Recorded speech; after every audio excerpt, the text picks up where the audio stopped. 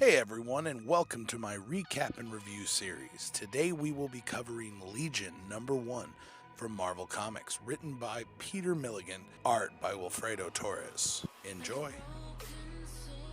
Lancaster County, Pennsylvania. A local meteorologist struggles to explain why there is a hurricane-style climate shifts in their area, but he can only urge viewers to stay indoors and wait for an update. In the middle of this psychic storm is a mutant named David Holler. David is a powerful mutant, but he is also schizophrenic and suffers from dissociative identity disorder. But there is no one else like David in the whole world. David and each of his personalities possess great power, even though some of them are difficult to control. David was walking down the road when he was almost struck by a carriage passing by. One of David's personalities pops out, thrusting David into the air, telling him, "Stop running, David. I don't want to hurt you." David quickly responds, "This isn't exactly pain-free, Lord Trauma." The entity responds back, "I know what hurt you, what really scarred you. I can take the hurt away." David lets out a huge psychic burst, screaming, "No!" then comes crashing to the floor. An elderly Amish couple were passing by in the carriage, and they were very frightened because they thought he was possessed by the devil. So they did what they thought was right, and they took him to a nearby hospital. Now, in the hospital, the doctors worked on him, and they tried to find out what was wrong with him because the only information they had was from the elderly couple, saying he was possessed by the devil. They could have meant that he was shaking and having an epileptic seizure. They got him all hooked up. The doctor wanted to do an EKG. They began the scan, and they were surprisingly caught off guard. The doctor quickly reacts, "Look at this guy's brainwaves. They're insane. By the looks of it, he's having a massive seizure right at this very moment." The doctor shouts, "Sedatives, nurse, quick!" And all of a sudden, the brainwaves pop up on the screen and morph into a face. And he shouts back, "No, no sedatives." The doctor hears a strange voice and screams to the nurse, "For the love of God, put the patient under." Then Lord Trauma quickly turns his focus on the nurse. "Nurse Watkins, you never had the courage to face the events that happened to you when you were 13 on Christmas Eve. You pushed them down, but I can see into your mind." She gasps in fear, saying, "No, please don't. I don't want to remember."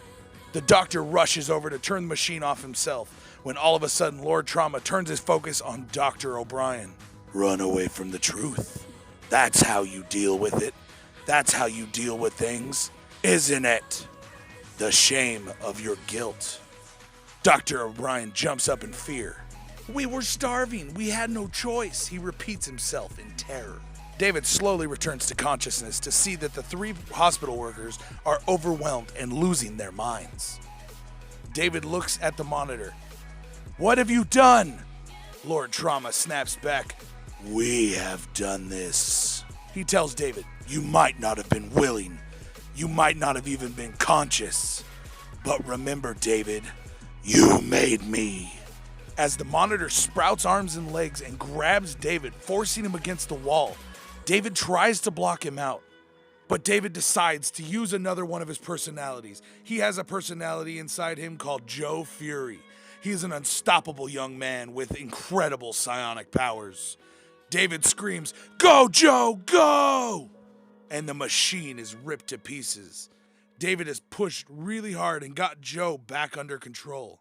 It's extremely hard to pull him back in, but he does it. David heads out to the freeway and begins to try to hitchhike. He needs to get to New York. But due to him losing control of other personalities inside him, he scared off the first ride that was going to pick him up. David snaps, screaming, "Shut up, shut up, shut up!" David makes his way to the roadside hotel and gets a room to try to get some rest. He realized he needs some real sleep. But just then, Tammy, another one of his personalities, pops into the mirror and David sees her. Tammy asks, "How are you going to get rest when this is happening to us?" David begs, "Please, let me get one night's sleep, please."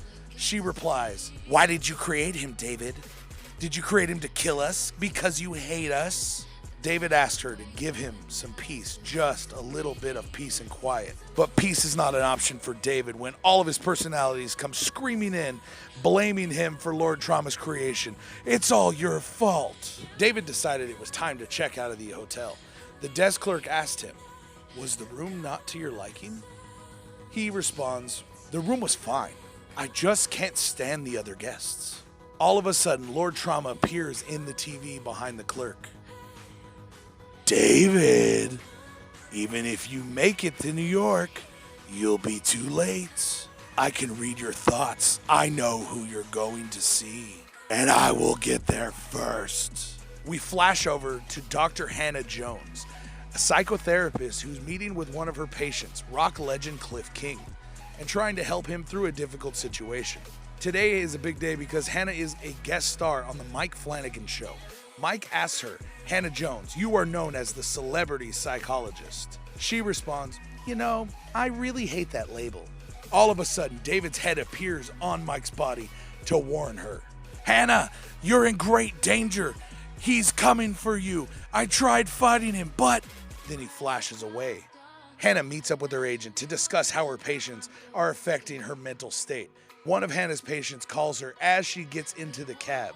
Her patient is Hank, and he is struggling with alternate personalities. And she tells him to give in to the alternate personality and be grateful to that personality because he helped you win an Oscar playing an alien, because his alternate personality is an alien psycho. All of a sudden, the seat in the cab sprouts tentacles and wraps her up, drags her as she drops her phone. She begins trying to fight, trying to crawl her way free, screaming, "Get the hell off of me!" Then all of a sudden they were gone, and the cab driver is asking her, "Are you okay, miss?" She tells the driver just to let her out here, and she decides to walk the rest of the way. She made her way back to her office and began researching online. She began to hear a voice. The voice was coming from a statue of Sigmund Freud in her office, and it said, "If you promise not to treat him, I might spare you. You see, David is a very sick young man, and that's the way I want him to stay." Hannah tries to reassure herself. Nothing's really happening. But the statue snaps back, "Hannah, you cannot therapy me away." She shouts, "Be quiet!" smacking the statue to the floor, breaking it into a bunch of pieces. She starts walking through the rest of her office. Then an Ashanti warrior statue on her bookshelf throws his spear at her. She reacts, "You little bastard, that hurt." All of a sudden, Hannah's rug sprouts teeth and a tongue, and they try to start eating her. She falls back onto the couch to get away, but the couch pulls her in. She grasps for dear life, dangling above a dark chasm with a lot of different pieces of change and a large remote. She yells out, "No, no, no!"